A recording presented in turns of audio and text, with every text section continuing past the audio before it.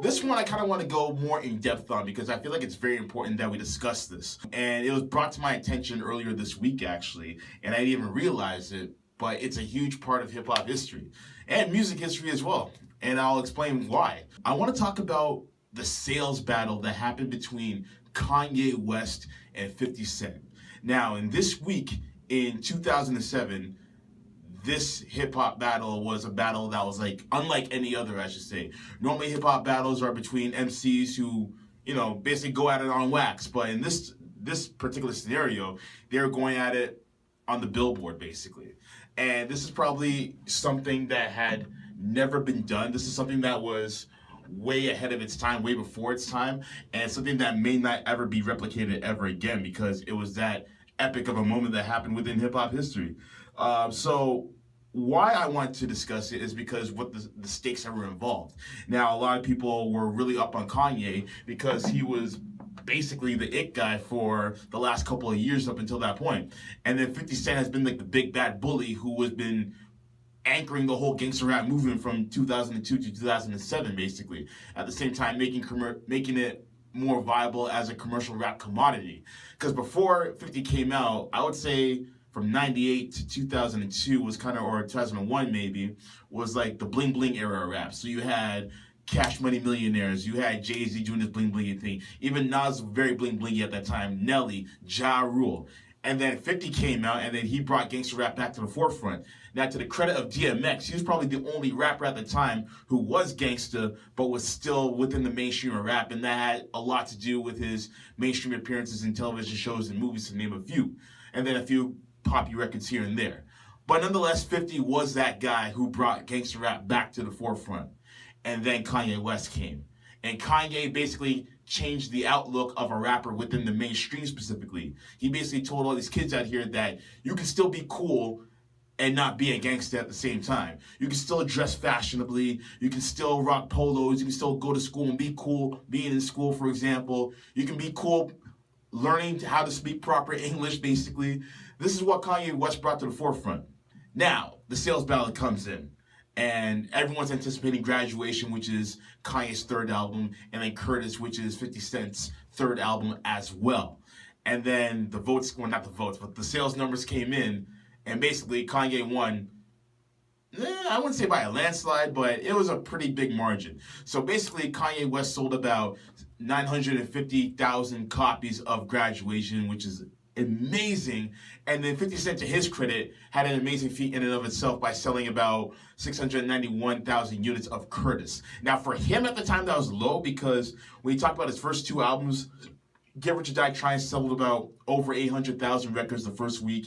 And then I think it was The Massacre, which is his second album, sold about 1.1 million records in the first week. So that was somewhat of a low week for 50, but it's 50, right? So like you gotta respect it. Either way, numbers are no numbers. But that created a turning point, a paradigm shift, if you will, in the consciousness of mainstream rap and how we perceive a rapper within the mainstream. Because from that point on, and if you notice, gangster rap wasn't necessarily at the forefront anymore. Sure, you still had your guys like Rick Ross and Young Jeezy who were still moving units at that time, but they were no longer the standard bearers in terms of image as far as what a rapper looks like in the mainstream. Because you had Kanye West being the victor of that sales war, now you had guys like Kid Cudi come out. Now you had B.O.B. come out. You had J. Cole come out. Wale, Drake, Kendrick Lamar. The list goes on and on. None of these guys have the gangster persona. You may have a few of those guys who may talk about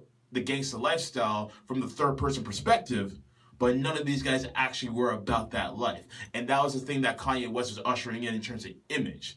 Because if you notice, those guys came out. Yeah, Lupe Fiasco, who came out around that same time as well.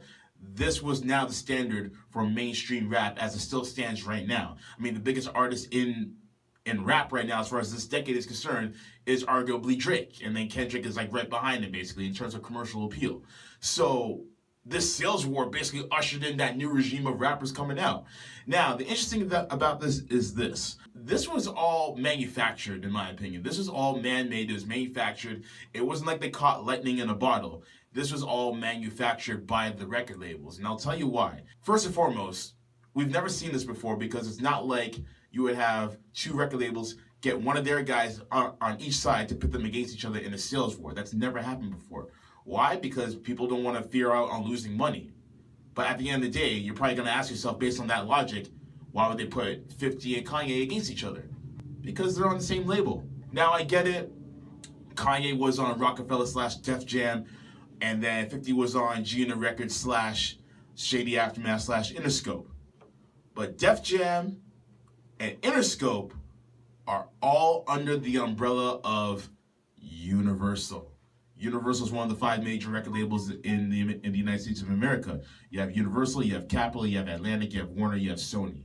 Those are the 5 big dogs right there. Those are the 5 fingers that make the hand. Shout out to my Defender fans out there. They're all under Universal. So at the end of the day, even though they're split into different factions, Universal is still recouping all that money at the end of the day. There were no losers if you think about it. Like, Kanye put up big numbers, 50 put up big numbers, and those numbers are all funneling back to Universal. So this is all manufactured by Universal. This is basically Universal looking at the two of them and saying, dance, puppets, dance. And we all bought into it. We literally bought into it. I was excited as hell for the sales war to happen. I remember watching 106 in Park when the day came out that their albums were released and they were performing their hits back and forth. And then Kanye even got Jay-Z to come on stage to perform Encore, which was incredibly dope. And I was like 19 at the time. So we all enjoyed it. It was all, you know, for the pageantry and the grandeur of it all. It was basically WWE. The only difference is that instead of trunks, they were wearing jeans and fitted caps and what have you. That's all it was. So I don't blame the labels for doing this. Like, this is totally fine with me. But at the end of the day, this is what created that paradigm shift for the artists that we now see today. Now, I'm sure there are some artists who may feel certain ways about that because the gangster life is all they know. But then I think that also forces them to kind of branch out and do other things as well. But at the same time, because we're now in the age of the internet, you can still do your gangster music and have a cult following.